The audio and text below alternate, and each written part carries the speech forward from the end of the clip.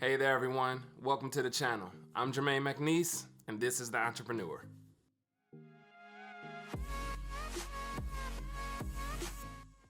I write for a lot of YouTubers, short film makers, businesses, a lot of people.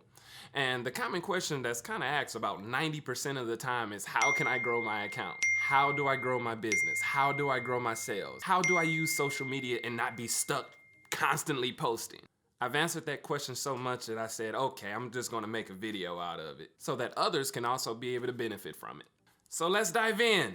The first thing I always explain about social media and trying to grow accounts when you have a very small account, or even if you have a large account. But I'm gonna start with the small accounts first. It's like planting a seed. If you have good soil and you have a good foundation and you're letting it get the sunlight, you're letting it get some water, you're feeding it some organic things that you feed plants, I don't know. The thing is, if you do that constantly, that seed begins to sprout.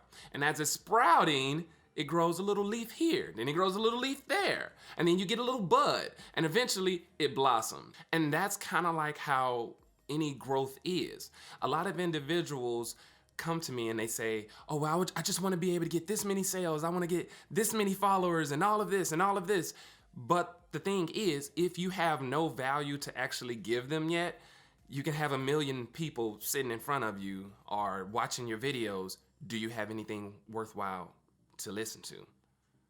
Do you have anything worthwhile to sell? Is your product valuable? Do you know it's valuable? Not based off your friends and your family because they said, oh, this is nice, but an actual test of customers. Another example that I use and I'm really keen on is I'm always saying, make sure your foundation is good. If you do not have a foundation, everything you build can come crumbling down.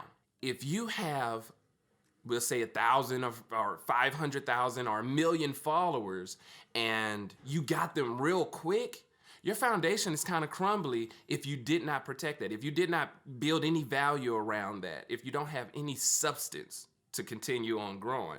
If you have a decent little ground and you're building all the way up, the problem with that is that your walls are thin, your foundation is thin, and anything that comes knocking that down, it just crumbles like a little Jenga. You know that game Jenga? It just comes crumbling down. But that's another conversation for another time. To make this simple, I'll just tell you what you can do now. Understand the mixtures of the platforms. YouTube, Facebook, IG, TikTok, Snapchat, the WhatsApp, what is that? What is that thing everybody talking, Clubhouse.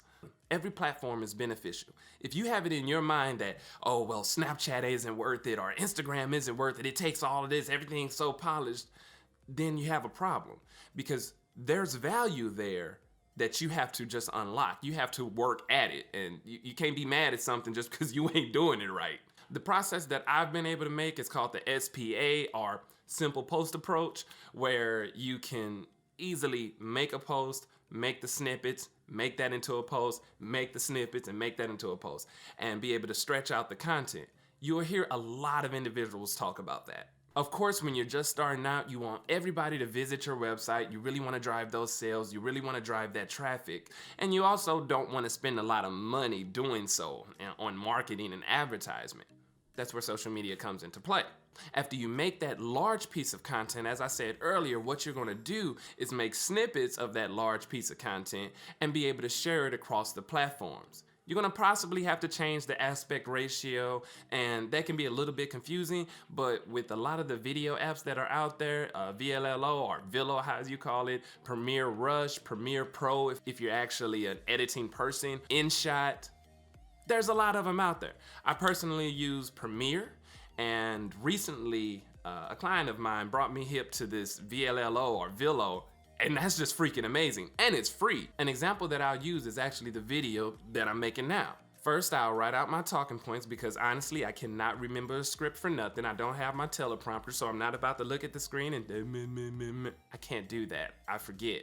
I'll then record it. I'll get it ready for YouTube because that's where I want my foundation to kind of be for my content. After I post it, I'll make a description. And then after that, while I'm in Premiere, I can either change the aspect ratio and take snippets from that, or I can use the Villo app and just bam, place it in there, put the 9:16 aspect ratio, and I'm in. The thing is that no matter if you're trying to drive sales, bring business, or do anything like that, you're building your audience for awareness. More awareness equals more engagement. More engagement equals more growth. More growth equals a larger audience for you to give value to through your products, through your services, or whatever it is that you may provide.